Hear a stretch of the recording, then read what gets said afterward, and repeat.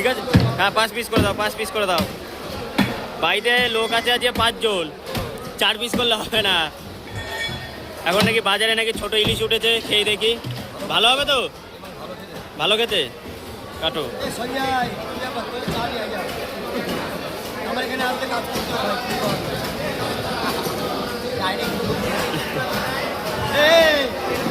কাটো সন্তুদা কাটো। মাছটা ভালো হবে তো? ভালো আছে, রানা পছন্দ করে দিয়েছে কিন্তু।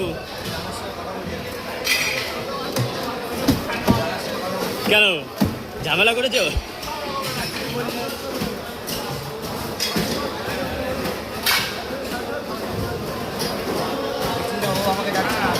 হ্যাঁ